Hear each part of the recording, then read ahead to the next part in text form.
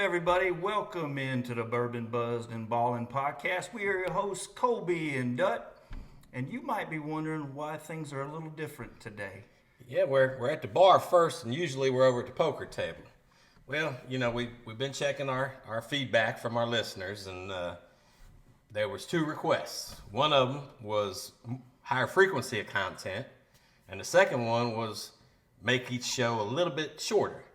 So we decided this week what we're going to do is we're going to split this week's episode into two parts. We'll air the first part on Wednesday night, and then we'll air the second part on Friday night. So we'll post, the promo on Tuesday for the first episode, the promo on Thursday for the second episode, and see how that goes. And that way we can keep each episode a little bit shorter, and but still pack in all that stuff that we like to talk about. I mean, bottom line is you guys like our content, but you think we're too long-winded. That's pretty much what it came down to. Pretty much boils down to we talk too much, but you know what? We have fun.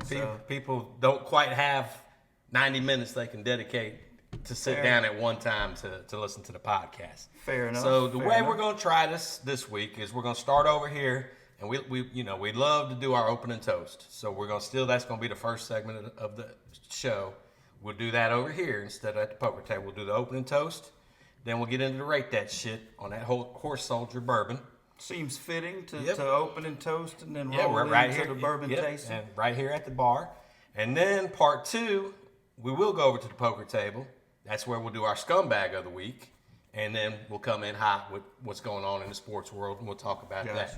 So we'll try to keep each episode 30, 40 minutes, and, that way we're not, losing people falling asleep halfway through the podcast. So basically we're going to get a little bit tipsy prior to the show, and so maybe we'll be a little more edgy. Yeah. We'll be buzzed by the time we get over there. Fair enough. Well, we got a good show for you regardless. Doesn't matter the format. I like this new format. I think it'll be great. Yeah, I'm excited about it. Building a little more content to put out there and break it up a little bit shorter. I've even fallen asleep listening to our podcast. So. Well, that's the thing. We want to evolve. We want to make the podcast what everybody wants it to be and what we want it to be. So, we listen to our suggestions, and we're going to go with this, see how it goes. If we don't like it, we'll try something else. But it's our podcast. That's right. But we're going to give this a go. And so let's just jump right in. Let's do it. And let's go to our opening toast.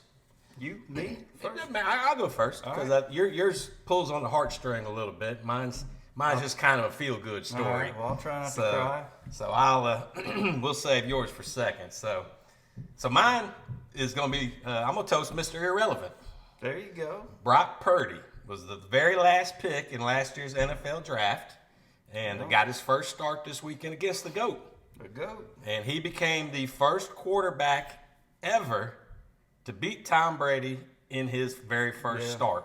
And it wasn't that he was just being a game manager and they were relying on the running game and the defense. I mean, he was out there making plays. He was he threw a dime to Christian McCaffrey for a hell of a touchdown. He ran one in, threw another one. So, I mean, he looked good. Woefully underthrown on that second one, but at least he completed it. That's right. At least he completed it. So that's going to be my opening toast is Mr. Purdy. I'm impressed with what he's doing, and he definitely, to the 49ers, is not Mr. Irrelevant.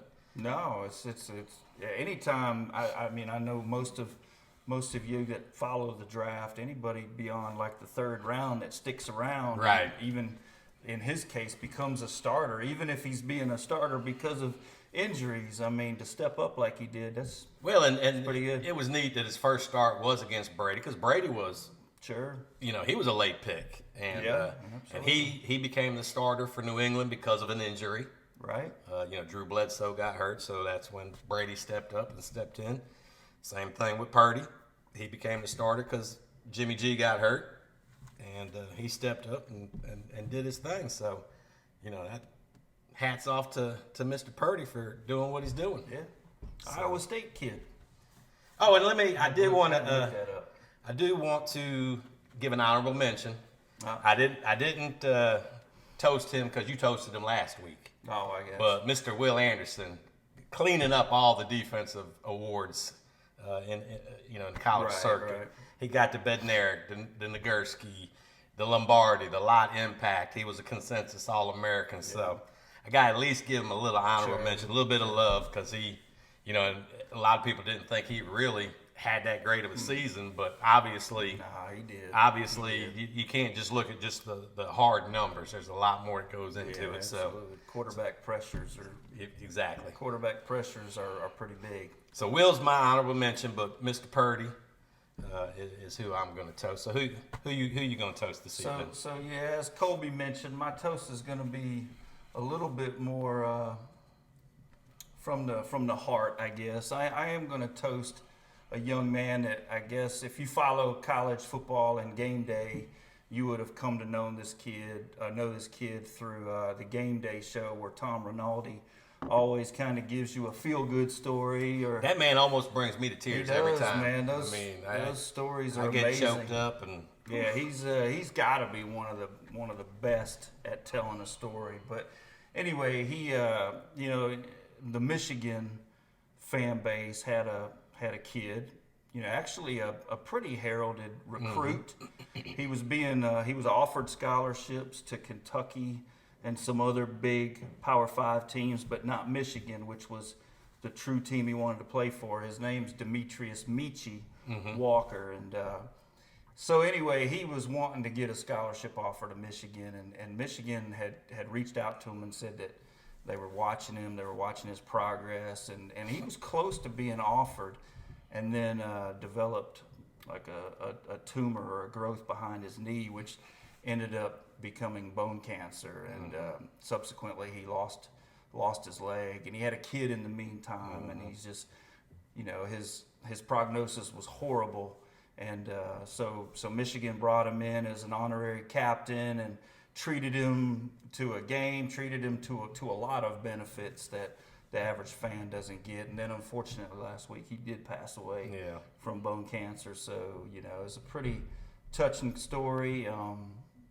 He's left behind his 2-year-old son, and then of course his mom. So anyway, I know that's kind of a somber note, but for the Michigan faithful, I just wanted to reach out and give Michi a toast. And his story was that's sad to hear that he. Yeah, like I said, I mean, when I saw that Rinaldi interview and story, I was fighting it back. So if you don't get a little teary eyed during one of his. I've noticed the older I've gotten, the more I get choked up about things. It's funny how that works. My eyes are sweating. Got something in my eye. That's right. So anyway, all right, well, those are some good toasts. So Brock Purdy and Michi. Cheers. Will Anderson. Yeah, Will Anderson. Cheers. What you sipping on? I broke out one of the Old Foresters, the Statesman. That's my favorite of the line. So that's what I broke out tonight. And I broke out an Old Forester. Did you? Yeah, the Prohibition style, which I think is my favorite. Okay, yeah. I think we did discuss that. Prohibition and Statesman are neck and neck for me, but I do like the Prohibition style. Yeah. So that's what we'll be drinking on during the show. Yeah, that whole Old Forester line is definitely get it in your collection if you don't already have it. Absolutely. All right, well, let's move on into Rate That Shit. Typically, we end the show with Rate That Shit, but like I said, we're going to mix it up a little bit this week, and we're going to go right into the Horse Soldier. I'll tell about it after you tell about our rating system and how we like to rate our bourbons. So our rating system at B, and B, we like to go 1 through 4. 1 is the low level. Didn't really fit our profile, our taste. We're not a big fan of it. We're recommended that you don't buy it, but as always, every bourbon can be greatly different from one taste to the next. So don't necessarily not buy it, but I mean, if it's 1 for us, which is brown bag, I promise you it's not worth your money. Right. So I take that back. Listen to us on that one. 2, as you're moving up the scale, 2 is actually, it sounds like a bad grade, but it's not. We call that a mixer. And that could be just your common everyday daily drinker that you might like to make a mixed drink with, or you might like to make an old fashioned, put some Coke in it, etc. Number 3, it's starting to get a little bit better. We call that on the rocks. Might be high in proof, and you just want to dilute it down. And then last but not least, the way we like to drink our bourbon, that's neat. Yes. Nothing in it, just straightforward neat. Yeah, that's definitely, if you do like to put a rock in it, I recommend trying it neat first and get all the flavors from that bourbon, and then put the rock in it and try it again and see how much just that little bit of dilution will actually alter that taste. Oh, it does too. Yeah. You'd be surprised. Yep. So, all right, well, that's our rating system. You can also look at it like a B, C, and D, like in school. So a 2, like Dut said, it sounds like it ain't that great, but it'd be a C, so it's kind of average, and then, of course, neat would be an A, so that's your best of your best. So another way to kind of look at I'm going to add another category, and that's going to be all of the above. And that's because if you're like us, you like all the bourbon. So all of the above. Except that goat. That goat, don't buy the goat.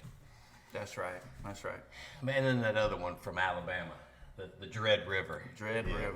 We weren't a fan of either one of those, but anyway, let's get back on subject Tell us here. about the Horse Soldier. Yeah, so last week we tried the Horse Soldier Premium, and we rated it as a 3. We gave that a rocks, and then this week we're going to step up to the next higher one. This is actually an $82 bottle of bourbon, and this is the signature, what they call the signature. Small batch. It's 95 proof. In case anybody wasn't listening to last week's show, I'll give a little bit of the backstory about the Horse Soldier. It's called Horse Soldier. It's honoring those special ops team that went into Afghanistan to capture the Taliban. Right. And the only way they could get there was on horseback. That's right. So they referred to that special ops team as Horse Soldiers. It's a veteran-owned company. Yeah, and this is all vets that do this. They really bonded over 9/11, and that's when they decided they wanted to come up with something to honor those that had fallen. So they came up with the Horse Soldier. Right now, it's being made in Columbus, Ohio, and in St. Petersburg, Florida. So it's because it's a blend. Right. And so it's Middle West Spirits in Columbus, Ohio, and Urban Stillhouse in St. Petersburg, Florida. Now, they are working on their own flagship production plant, and that's going to be in Somerset, Kentucky.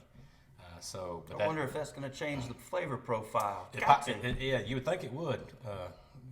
Different locations. Sure, different water. Different temperatures, different water. So, yeah, it probably will, but we'll just have to wait and see.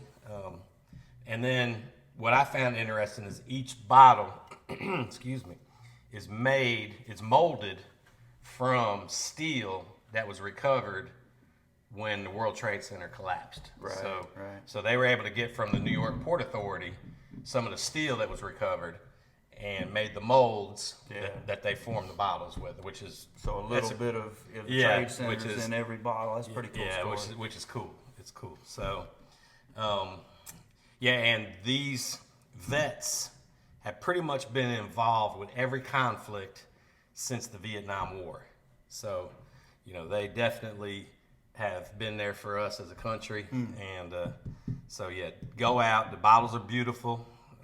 The labeling. With that great. That etched horse statue on there, which there's also there's a statue, the America's Response Monument, that overlooks Ground Zero in New York City. So, like I said, just a great story. It's a beautiful bottle.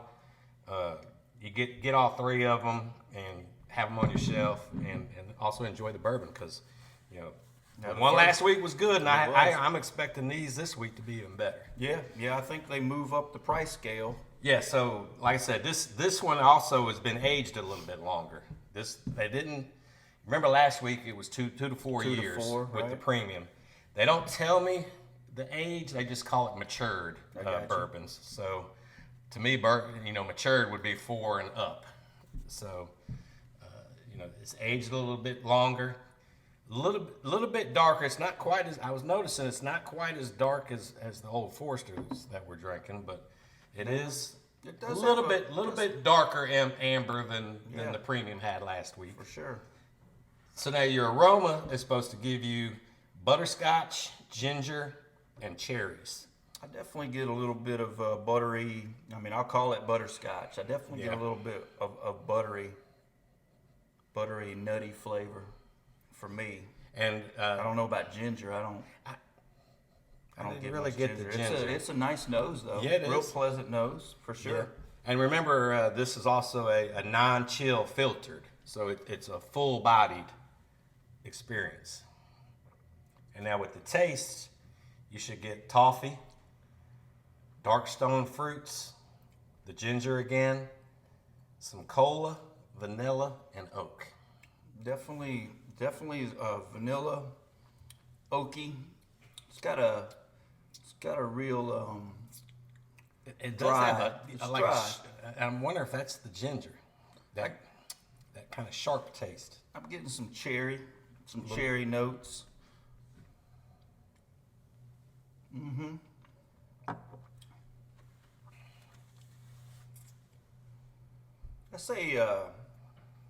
That's a smooth drink. What'd you say the proof was? 95? That was 95. Yep. That's a smooth drink. Now we're going to do the barrel strength next week, Yeah, so that's going to be and that's going to be 111. 111. Yes. You know, I'm not as happy with this one as I am last week. Yeah, honestly. I was feeling the same thing. It's definitely not better than the one last week. The one last week had a lot of.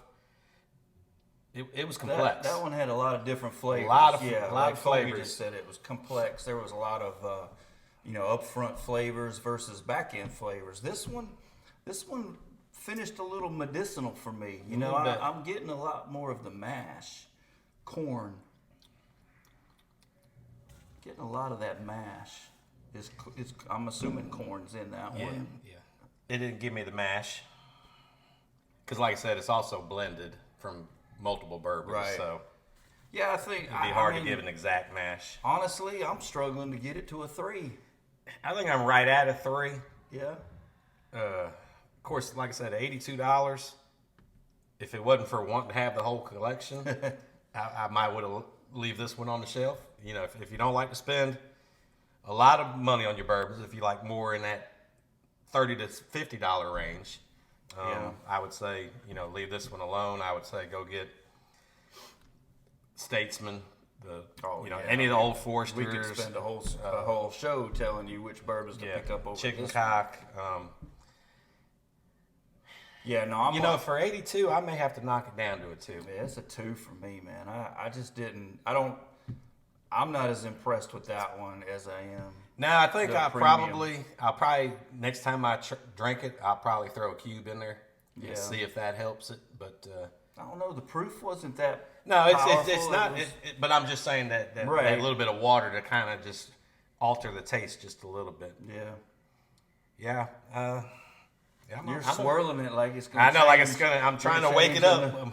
The profile. But I've had it out here breathing for probably 30 minutes before we even. Nah, it's a 2 for me. Man. Yeah, it's a 2. I would still definitely buy the premium because it was a good flavor. Yeah. And like I said, it's I would nice like to support the company. Exactly. You want to support the company. It's nice. I like to have the whole collection. I'm gonna have them all sitting on the shelf back here. So, for that reason, I'm glad I bought it. But as far as recommending it to our listeners, if you're not looking to complete a collection, Yeah, right, exactly. I would recommend trying something else. I agree. Totally agree. So yeah, it's gonna be a 2. All right. Yeah, I agree with that. If you're not completing your collection, stay away from it. For sure. Of course, I'm also not gonna waste it. No, I drank one. I think you short poured me. Oh wait, no, it's a little bit left. Yeah, definitely get the oak on the end. Yeah. The oak finish. So. Real mashy to me. Yeah. I know what you're referring to as that mash because we tried just the straight mash. Well, I think maybe that tainted my flavor, my buds. Now that I've drank straight mash Right. from at a distillery, Right. I detect mash almost Yeah, immediately. you can't. Once you taste it, you can't untaste But it. I like mash. I mean, I like that. Speaking of what's the age on your barrel now? 8 months. Okay. 8 months. I did a little taste test Yeah. a couple weeks ago. I wasn't pleased with it. Oh shit. I wasn't pleased with it. But I made it's a blend now. Oh, okay. It's a blend of 3 different bourbons. Yep. I think I'm gonna have to get some. $20 bourbons. I think I'm gonna have to order some wax for mine. I can't. That thing doesn't want to stop leaking. Yeah. So. I'm gonna let mine age a little bit more, and I've kind of changed the locations, which I think is affecting it a little bit. But it's now in a cold area. Okay. I'm gonna let it age another 10, 12 months before I break into it. Okay. So maybe next Christmas. Yeah. Okay. I got nothing but time, man. Yeah, nothing but time. You're not gonna run out of bourbon, I would No, imagine. I think we both have a decent collection. Although I think you've Exceeded eclipsed you? mine. Yeah, for sure. Got another bottle of BT I see back there. Yep. All right. Well, cool. Well, hey, for those of you who are watching, you can see our socials behind us. For those of you that aren't, check us out. Follow us, like us, share us. We're on TikTok, Instagram, YouTube, Spotify, Apple Podcasts. Email us. And actually, be looking out because That's right. we're actually going to do a giveaway. Yes. So be looking out, listen to our socials, and we're going to have an opportunity. We hadn't quite decided what we're going to give away yet, but Right. our producer's working on it, and so she wanted us to let y'all know. Be on the lookout. We're going to do a giveaway before Christmas. I'll put it that way. Before. It'll be quality. Trust me. Oh yeah, absolutely. Yeah, absolutely. we don't buy cheap shit. All right, so and email us. I didn't mention the email. It's Bourbon buzzed and ballin' at or PR at gmail.com. Right, and don't put a G in ballin'. So That's bourbon right. buzz ballin' at G. No, I did it too. PR at gmail.com. They're getting it because we are starting to get some That's right, emails that's in, right. and we appreciate that. We appreciate that. Yeah, we're getting suggestions. We had a listener give us a bottle of bourbon. That's right. And the suggestions, and that's why we're in this format we're in tonight. Is That's why we're down the horse soldier route. That's right. So, Sweet. So anyway, we'll wrap up this episode, this part 1 of episode 21, and go over to the poker table and Yes. Time. work on part 2. All So right. we'll see y'all. We'll see you at the table. Cheers. Cheers.